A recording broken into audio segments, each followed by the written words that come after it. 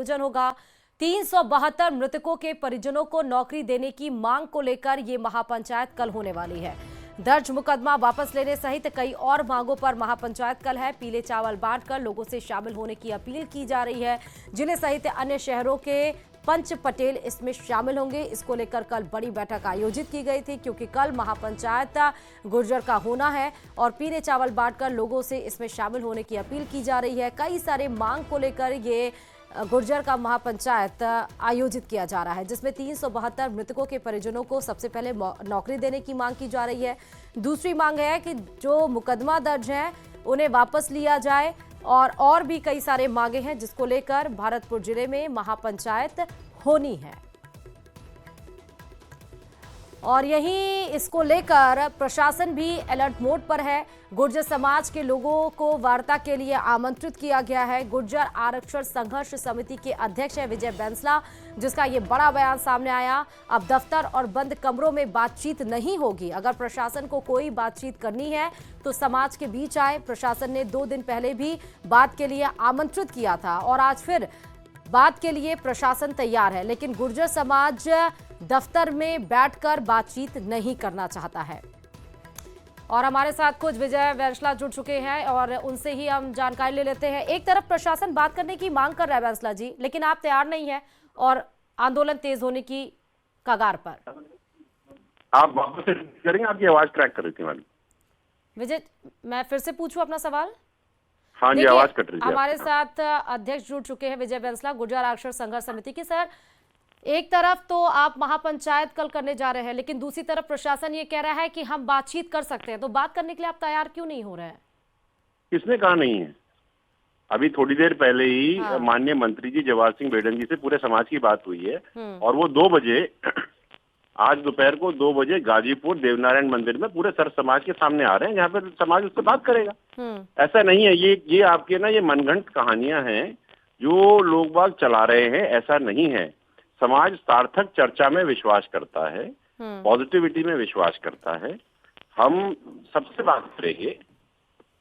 मतलब बंद कमरे में बात नहीं करेंगे, समाज बंद कमरे में, खुले में करेंगे। हाँ, बंद कमरे में क्या करनी, खुले में करो ना। जहाँ पे देखो, बंद कमरे में 20 लोग बैठ सकते हैं, खुले में 200 बैठ सकते हैं। और खुले में बात करो, सारे समाज के लोगों के सामने अपनी बात रखी जाएगी। और वैसे भी भाई सरकार राजस्थान की ही तो है और हम भी तो राजस्थान के ही हैं। बिल्कुल। राजस्थान के लोग जब अपनी बात रखते हैं, अगर कभी सुनवाई किसी कारण से नहीं होती है तो लोगों को महापंचायत करनी पड़ती है। भाई हम लोग 8 तारीख को क्या कर रहे हैं मैडम? महापंचायत हो रही है ना जी। महापंचायत में क्या होगा? महापंचायत में समाज के सारे मुद्दे रखे जाएंगे, फिर पूरे समाज को बिठाया जाए, बैठ करके समझाया जाएगा और फिर समाज निर्णय लेगा कि भैया करना क्या है। हम लोग इसमें why are we putting the cart in front of the horse? हम तो उम्मीद कर रहे हैं, क्योंकि सरकारों को पहले से ही पता है कि क्या हमारी चीजें हैं, क्या मांगे हैं। कोई नई चीज तो है नहीं, ऑपरेशनल चीजें हैं, बहुत ही सिंपल चीजें हैं। लेकिन क्या है ना कि justice delayed is justice denied.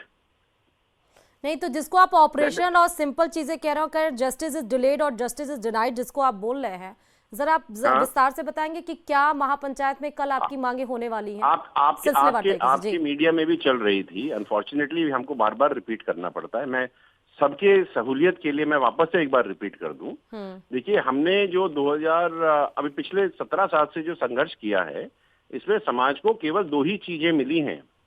एक मिला है 5% आरक्षण, दूसरा मिला है देवनारायण योजना। और देवनारायण योजना केवल समाज के बच्चों को पढ़ा करके लिखा करके एक अच्छे नागरिक बनाने की तरफ अग्रसर करने का तरीका है और कुछ नहीं है। इसके अंदर में बच्चों को हम 6ठी क्लास से पढ़ाना शुरू करते हैं, 12वीं तक पढ़ाते हैं, चाहे वो गुरुकुल योजना में हो, चाहे देवनारायण आवासीय विद्यालय में हो, चाहे उनको छात्रवृत्ति के माध्यम से पढ़ाया जाए। लेकिन अनफॉर्चुनेटली पिछले 17 महीनों से ये सब ठप पड़ा है। स्कूटियां अभी तक बटी नहीं है। पिछले साल के बजट में 50-60 करोड़ की जगह हमारा केवल 19 लाख रुपए खर्च हुए स्कूटीज के ऊपर। जब खरीदोगे नहीं तो बांटोगे कब? और ये प्रोत्साहन के लिए है भाई। अब बच्ची अगर निकल के चली गई और जब उसका शादी ब्याह हो गया उसके बाद आप उसको स्कूटी दोगे तो वो क्या प्रोत्साहित होगी? और दोगे भी नहीं दोगे तो क्या गारंटी है? एंड अनफॉर्चुनेटली और मुझे तो ये भी पता चला है, इट इज शॉकिंग कि बहुत सारी स्कूटी कबाड़ खाने में पड़ी हुई हैं जिनके इंश्योरेंसेस और रजिस्ट्रेशन उस बच्ची के नाम पे हो चुके हैं।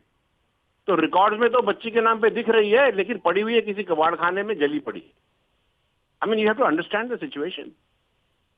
इसके अलावा 5% आरक्षण जो हमें मिल रहा है, हाँ। वो कागजी तौर पे तो पूरा मिल रहा है, लेकिन रोस्टर प्रणाली लगने के बाद ये करीब 1.5%, 2% और कभी तो 0% मिलता है। और ये केवल हमारी पीड़ा नहीं है, एमबीसी की पीड़ा नहीं है, इससे एससी, एसटी, ओबीसी, ईडब्ल्यूएस सब ग्रस्त है रोस्टर सिस्टम से।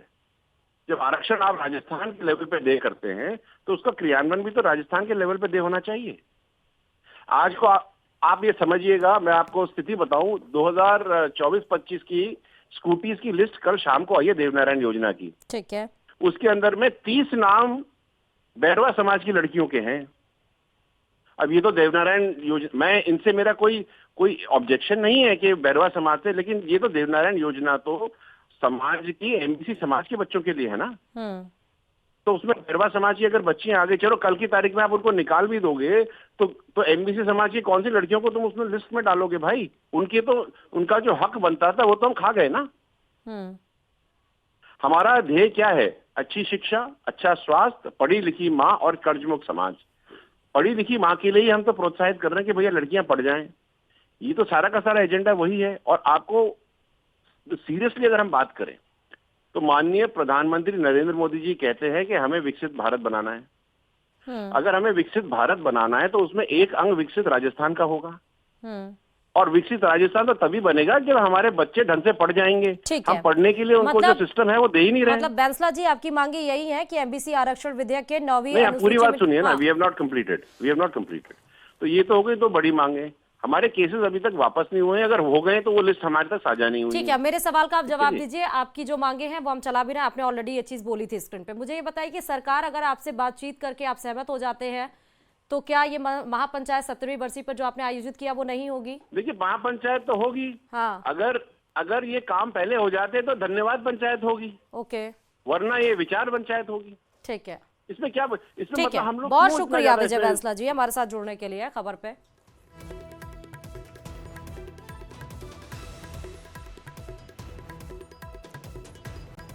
से सफाई अभियान का आगाज हो गया, जिसकी शुरुआत खुद कलेक्टर टीना डाबिन के साथ प्रशासनिक अधिकारियों ने झाड़ू लगाकर की है।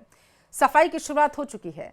नवो बाड़मेर अभियान के तहत की गई है। पूरे महीने यह सफाई अभियान चलेगा, जिसमें शहर के अलग अलग वार्डों में सफाई की जाएगी और इस अभियान से शहरवासी भी जुड़ेंगे। आपको बता दें कि मानसून को ध्यान में रखते हुए कलेक्टर टीना डाबिन ने शहर में पहले से ही नाला सफाई अभियान छेड़ा हुआ है। यार